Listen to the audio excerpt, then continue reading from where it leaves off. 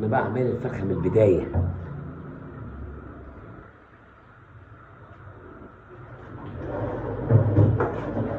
خش ظبط الميه على درجه حراره بالترمومتر. سلام عليكم وبركاته. الترمومتر يا باشا لازم كده ايه الدنيا تبقى جميله والميه مظبوطه، نفضلوا نقلبهم ماشي لحد ما نشوفوا ايه الفرخه نظامها معانا ايه، متفرقش ولا لا. اول حاجه ما نجربهاش الرجل بتاعتنا، نضاف الرجل ماشي. لسه على 5 ثواني.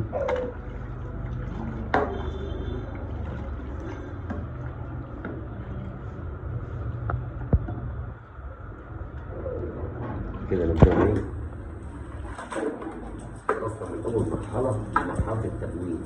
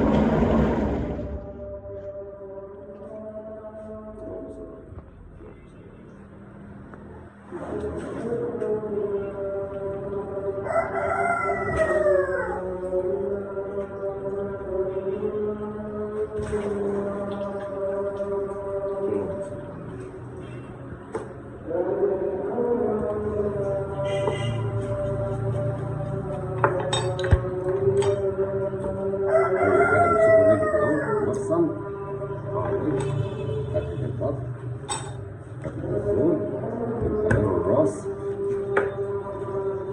الحنوزة،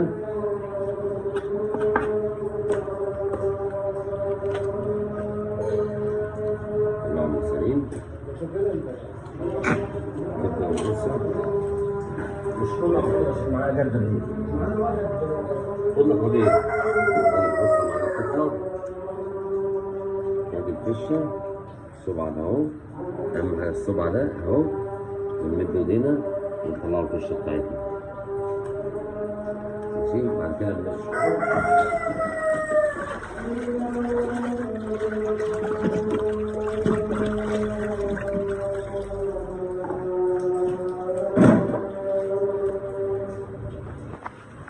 زي ما علمناكم كده، لو انا مثلا معايا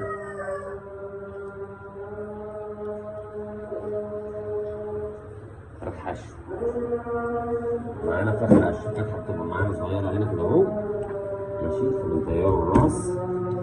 هنا طريقه عمل الفراخ الحشو كده اهو. بصي يا استاذه، بصي معايا، خليكي معايا ركزي. بتبقى جايه شده الزور مع الراس وهي كده بس كده، وبتسيبيها زي ما قلت لك اهو، بنشديها كده معانا بس وتسيبيها، وتروحي جايه مسلكه معايا المصارين كده اهو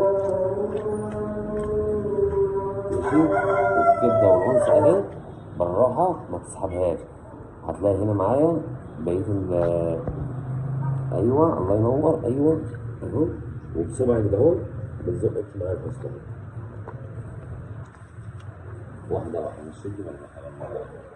بس طلعت معايا الحصلة معايا 2 اهو، طلعت معايا الحصلة والزور يطلعوا معايا، ادي الحصلة والزور 5 وكده معايا كده اهي. فتحة بقت معايا حشو وزي ما انا قلت لك اهو. خلاص